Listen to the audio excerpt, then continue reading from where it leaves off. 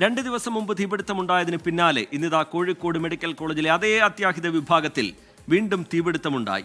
നേരത്തെ പൊട്ടിത്തെറിയുണ്ടായ ബ്ലോക്കിലെ 6-ാം നിലയിൽ തന്നെ രോഗികളെ സുരക്ഷിതമായി മാറ്റിയിട്ടുണ്ട്. പക്ഷേ പരിശോധന പൂർത്തിയാകും മുമ്പേ എന്തുകൊണ്ട് രോഗികളെ അതേ ബ്ലോക്കിൽ പ്രവേശിപ്പിച്ചു എന്ന ചോദ്യത്തിന് മെഡിക്കൽ കോളേജിന് മറുപടിയില്ല. അത് ഗുരുതര വീഴ്ചയാണെന്ന് ആരോഗ്യമന്ത്രിയും പറയുന്നു. ആദ്യം മന്ത്രി പറഞ്ഞത് കേൾക്കാം. അപ്പോൾ ആ ഫ്ലോറുകളിൽ അവിടെ മെഷീൻസ് കണക്ട് ചെയ്യുമ്പോൾ എന്തെങ്കിലും തടസ്സമുണ്ടോ, എന്തെങ്കിലും പ്രശ്നങ്ങളുണ്ടോ എന്നുള്ള പരിശോധനയാണ് അവിടെ നടന്നുകൊണ്ടിരുന്നത്. അങ്ങനെ തൊറാസിക് സർജറി വിഭാഗത്തിൽ ഈ പരിശോധനയ്ക്ക് വേണ്ടി അവിടെ തിയേറ്ററിൽ ലൈറ്റ് ഓൺ ചെയ്തപ്പോഴാണ് അവിടുത്തെ സീലിംഗ് ലൈറ്റിൻ്റെ പെൻഡൻറ്റ് അവിടെയാണ് ഈ രീതിയിൽ ഒരു ഷോർട്ട് സർക്യൂട്ട് ഉണ്ടായി ചെറിയ രീതിയിൽ അവിടെ പുക വന്നത്. അപ്പോൾ ഇതൊരു പരിശോധനയുടെ ഭാഗമാണ്. നിസ്സാര സംഭവത്തെ പർവ്വതീകരിച്ച് ആശങ്ക കൂട്ടരുത് എന്നായിരുന്നു മേയർ ബീന ഫിലിപ്പിന്റെ പ്രതികരണം.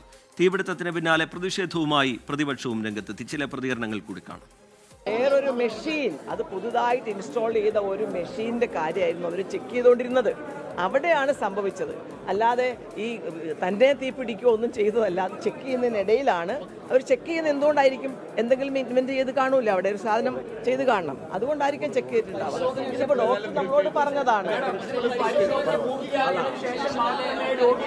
അങ്ങനെയല്ലല്ലോ. നമ്മൾ നമ്മുടെ വീട്ടിൽ ഒരു പുതിയ സാധനം ഇൻസ്റ്റാൾ ചെയ്യാണ്, പുതിയ ഒന്ന് നമ്മൾ ഇൻസ്റ്റാൾ ചെയ്യുന്നു, ശരിയല്ലേ? അവര് അത് ഇൻസ്റ്റാൾ ചെയ്ത ഒരു മെഷീന്റെ കാര്യങ്ങൾ അവർക്ക് ചെക്ക് ചെയ്യണ്ടേ? അങ്ങനെ ചെക്ക് ചെയ്തപ്പോൾ സംഭവിച്ചു എന്നാ പറയുന്നത്. നമ്മൾ അവിശ്വസിക്കേണ്ട കാര്യമില്ല. അല്ലാതെ നമ്മളൊരാൾ പറയുമ്പോൾ അത് വിശ്വസിച്ചുകൊണ്ടാണ് ഞാനത് ഏറ്റു പറയുന്നത്. ഞാൻ കണ്ടതാണോ?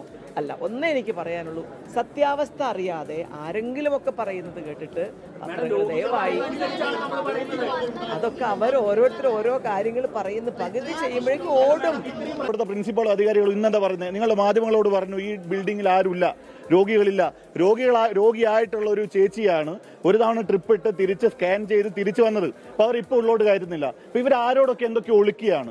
ഇത് നടത്തിക്കൊണ്ട് പോകേണ്ട ആളുകൾ കളവ് പറയുന്നു മാധ്യമങ്ങൾക്ക് മുമ്പിൽ. നിങ്ങളുടെ മുൻപിലല്ലേ ഇപ്പോൾ ആ ചേച്ചി പറഞ്ഞത് ഇവിടെ നിന്ന് 3-ാം വാർഡിൽ നിന്ന് ട്രിപ്പ് ഇട്ടു. ആ ട്രിപ്പ് ഇട്ടിട്ട് ഒരാൾ വീണ്ടും തിരിച്ചു വരുമ്പോൾ അവർ ഉള്ളോട്ട് കയറ്റുന്നില്ല. അതേസമയം ഇവിടുത്തെ ഡോക്ടറും ഉത്തരവാദിത്തപ്പെട്ട ആളുകളും പറയും ഉള്ളിൽ ആരുമില്ല, ആരെയും കയറ്റിയിട്ടില്ല. ഇതൊരു ആതുര സേവന കേന്ദ്രമാണ്, അഭയകേന്ദ്രമാണ് ജനങ്ങളുടെ. ആ അഭയകേന്ദ്രത്തെ ആശങ്ക കേന്ദ്രമാക്കുകയാണ് ഇവിടുത്തെ അധികാരികൾ. ഷഹദ് റഹ്മാൻ വിവരങ്ങളുമായി കോഴിക്കോട്ട് നിന്ന് ചേരുന്നുണ്ട്. ഷഹദ്, ഈ സംഭവം അറിഞ്ഞ ഉടൻ തന്നെ ഷഹദ് അവിടേക്ക് എത്തിയിരുന്നു. അവിടെയുള്ള രോഗികളുമായി സംസാരിച്ചിരുന്നു. അവിടേക്ക് പെട്ടെന്നെത്തിയ ജനപ്രതിനിധികളുമായി ഷഹദ് സംസാരിച്ചിരുന്നു. ആദ്യഘട്ടത്തിൽ ആ ബ്ലോക്കിൽ രോഗികളില്ല എന്ന മറുപടി മെഡിക്കൽ കോളേജിൻ്റെ ഭാഗത്തു നിന്ന് വരികയും പിന്നീട് അത് അങ്ങനെയല്ല, അവിടെ രോഗികളുണ്ട്, അവരെ മാറ്റി എന്ന വിവരം പുറത്തു വരികയും ഒക്കെ ചെയ്തു. എന്താണ് കൂടുതലായി മനസ്സിലാക്കാൻ കഴിഞ്ഞത്? ഈ പരിശോധന പൂർത്തിയാകുന്നതിന് മുമ്പ് രോഗികളെ അവിടേക്ക് എന്തിനു മാറ്റി എന്ന ചോദ്യത്തിന് മെഡിക്കൽ കോളേജിന് ഇപ്പോഴും ഉത്തരമില്ല. അത് വീഴ്ചയാണ് എന്ന് ആരോഗ്യവകുപ്പ് തന്നെ സ്ഥിരീകരിക്കുന്നുമുണ്ട്. എന്താണ് ലഭ്യമാകുന്ന വിവരങ്ങൾ? ഇനി ഇത്തരത്തിലുള്ള സംഭവങ്ങൾ ഉണ്ടാകാതിരിക്കാൻ മെഡിക്കൽ കോളേജിന്റെ ഭാഗത്ത് നിന്ന് എന്ത് ജാഗ്രത ഉണ്ടാകുന്നു ഷഹദ്?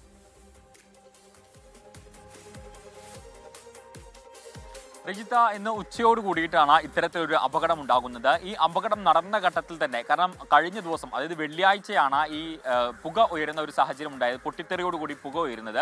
അതിൻ്റെ അന്വേഷണ റിപ്പോർട്ട് പോലും ഇപ്പോഴും സർക്കാരിൻ്റെ മുന്നിലില്ല, അല്ലെങ്കിൽ ജില്ലാ ഭരണകൂടത്തിൻ്റെ മുന്നിലില്ല.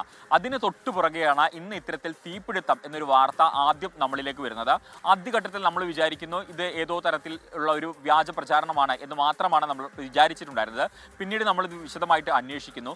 ആ ഘട്ടത്തിൽ ആശുപത്രിയിൽ നിന്ന് നമുക്ക് ലഭ്യമായിട്ടുള്ള വിവരം എന്ന് പറയുന്നത് ചെറിയൊരു പുക മാത്രം ഉയർന്നു, ഒരാൾക്കും ഒരു പ്രശ്നവുമില്ല, ആശുപത്രിയിൽ ഒരു രോഗിയും ഇല്ല എന്നുള്ളതായിരുന്നു.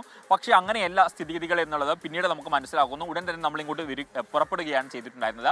നമ്മൾ ദൃശ്യങ്ങളിൽ കാണിച്ചതാണ്. ഫയർഫോഴ്സ് ഉൾപ്പെടെയുള്ള യൂണിറ്റുകൾ നമ്മുടെ വാഹനത്തിന് തൊട്ട് മുന്നിലായിരുന്നു ഉണ്ടായിരുന്നത്. നമ്മളിവിടെ എത്തുന്ന ഘട്ടത്തിൽ, അതായത് ഈ 6-ാം നിലയിൽ പുക ഉയരുന്നുണ്ടായിരുന്നു. അതായത് 6-ാം നില എന്ന് പറയുന്നത് ഓപ്പറേഷൻ തിയേറ്ററാണ്. ആ ഓപ്പറേഷൻ തിയേറ്ററിൽ ആരും ഉണ്ടായിരുന്നില്ല എന്നുള്ളത് സത്യമാണ്. പക്ഷേ അതിന് താഴത്തുള്ള നിലയിൽ, അതായത് 3-4 നിലകളിൽ ഇന്ന് ഏകദേശം 20-ലധികം രോഗികളെ പ്രവേശിപ്പിച്ചിട്ടുണ്ട് എന്നുള്ളതാണ്. അപ്പോൾ ഏറ്റവും പ്രധാനപ്പെട്ട കാര്യം എന്ന് പറയുന്നത് ആശുപത്രിയുടെ ഭാഗത്തു നിന്ന് വന്നിട്ടുള്ള വീഴ്ച എന്ന് പറയുന്നത്, ഇന്ന് ആരോഗ്യമന്ത്രി തന്നെ ആശുപത്രിയെ തള്ളി പറയേണ്ട ഒരു സാഹചര്യം ഉണ്ടായത് എന്നുള്ളത്. കാരണം ഈ കെട്ടിടത്തിന്റെ പൂർണ്ണമായിട്ടുള്ള ഫിറ്റ്നസ് ഉറപ്പുവരുത്തിയതിനു ശേഷം മാത്രമേ അവിടെ രോഗികളെ പ്രവേശിപ്പിക്കാൻ പാടുള്ളൂ, അതുപോലെ തന്നെ എമർജൻസി ഡിപ്പാർട്ട്മെന്റ് തുറന്ന് പ്രവർത്തിക്കാൻ പാടുള്ളൂ എന്നുള്ളത് കഴിഞ്ഞ ദിവസം ആരോഗ്യമന്ത്രി വീണ ജോർജിന്റെ അധ്യക്ഷതയിൽ കോഴിക്കോട് മെഡിക്കൽ കോളേജിൽ ചേർന്ന യോഗത്തിലെടുത്ത ഒരു തീരുമാനമാണ്. ആ തീരുമാനത്തിന് വിരുദ്ധമായിട്ടാണ് ഇന്ന് ഇവിടെ കാര്യങ്ങൾ നടന്നിട്ടുണ്ടായിരുന്നത്. കാരണം ആരും തന്നെ അറിയാതെ 20 രോഗികളെ ഈ ആശുപത്രിയുടെ കെട്ടിടത്തിൽ പ്രവേശിപ്പിക്കുന്നു. ആ കെട്ടിടത്തിന് അതായത് 3-4 വാർഡുകളിൽ പ്രവേശിപ്പിക്കുന്നു. അതിന് തൊട്ട് മുകളിലായിട്ട്, അത് 3-4 ബ്ലോക്കിന് തൊട്ട് മുകളിലായിട്ടുള്ള ബ്ലോക്കിൽ തീപിടുത്തം ഉണ്ടാകുന്നു. അത് മറ്റിടങ്ങളിലേക്ക് പുക ഉയരുന്നു. അതും കറുത്ത വിഷപ്പുകയാണ് ഉയർന്നത് എന്നുള്ളതാണ് രോഗികളൊക്കെ തന്നെ പറയുന്നത്. അതിൽ ഒന്നാമത്തെ വീഴ്ച സംഭവിച്ചു. രണ്ടാമത്തെ വീഴ്ച എന്ന് പറയുന്നത് ഇവിടെ ഒരു സംഭവവും ഉണ്ടായിട്ടില്ല, പുക മാത്രമാണ് ഉയർന്നത് എന്ന് ആശുപത്രി അധികൃതർ സമർത്ഥിക്കാൻ ശ്രമിച്ചപ്പോൾ ഫയർഫോഴ്സ് അതിനെ പാടെ തള്ളി തീപിടുത്തമാണ് ഉണ്ടായത് എന്നുള്ളതും അതിന്റെ ദൃശ്യങ്ങളും, അതായത് തീ അണയ്ക്കുന്നതിന്റെ ദൃശ്യങ്ങൾ സഹിതം പുറത്തു വരികയും ചെയ്തു. പിന്നീട് ആരോഗ്യമന്ത്രി തന്നെ പറഞ്ഞു സീലിംഗിലാണ് ഇത്തരത്തിലുള്ള ഒരു സംഭവം ഉണ്ടായത് എന്നുള്ളത്. അപ്പോൾ ആശുപത്രി പ്രധാനമായിട്ടും 2 കാര്യങ്ങളാണ് മറച്ചുവെക്കാൻ ശ്രമിച്ചത്. ഒന്ന്, ഈ സംഭവം നടക്കുന്ന ഘട്ടത്തിൽ ഇവിടെ രോഗികളൊന്നും തന്നെ ഉണ്ടായിരുന്നില്ല എന്നുള്ളതും, മറ്റൊന്ന് ഇവിടെ തീപിടുത്തം ഉണ്ടായില്ല എന്നുള്ളതും. എന്നാൽ രണ്ടും പാടെ പൊളിയുന്ന കാഴ്ചയാണ് നമുക്ക് കാണാൻ സാധിച്ചത്. ഇത് ആശുപത്രിയുടെ ഭാഗത്ത് നിന്ന് വന്നിട്ടുള്ള ഗുരുതര വീഴ്ച എന്ന് പറയുന്നത്. കാരണം ഈ കഴിഞ്ഞ ദിവസങ്ങളിൽ, അതായത് വെള്ളിയാഴ്ച നടന്ന അപകടത്തിന്റെ അന്വേഷണം പൂർത്തിയായിട്ടില്ല. അതിന്റെ ഇലക്ട്രിക്കൽ വിഭാഗത്തിന്റെ പരിശോധന നടക്കുന്നതിനിടയിലാണ് ഇത്തരത്തിലൊരു അപകടം ഉണ്ടായത് എന്നുള്ളതാണ്. എന്തായാലും ഈ വിഷയത്തിലും, അതായത് ഇന്ന് നടന്ന തീപിടുത്തത്തിലും സമഗ്രമായിട്ടുള്ള ഒരു അന്വേഷണം പ്രഖ്യാപിച്ചിട്ടുണ്ട്.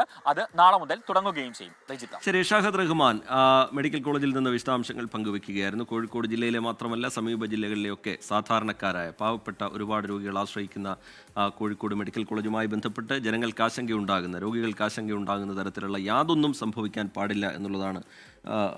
ആ നിലയിലാണ് കാര്യങ്ങൾ മുന്നോട്ട് പോകേണ്ടത്. പക്ഷേ തീർച്ചയായും ഇത്തരത്തിൽ 2 ദിവസങ്ങളിലായി പുകയുമായി ബന്ധപ്പെട്ട, തീപിടുത്തവുമായി ബന്ധപ്പെട്ട ആശങ്കകൾ നിലനിൽക്കുന്നത്, അതുമായി ബന്ധപ്പെട്ടുള്ള പ്രശ്നങ്ങൾ പരിഹരിക്കേണ്ടതൊക്കെ ആരോഗ്യവകുപ്പിൻ്റെ ഭാഗത്തുനിന്ന് വളരെ പെട്ടെന്ന് തന്നെ അത്തരത്തിലുള്ള നടപടികൾ ഉണ്ടാകും എന്ന് നമ്മൾ പ്രതീക്ഷിക്കുകയാണ്.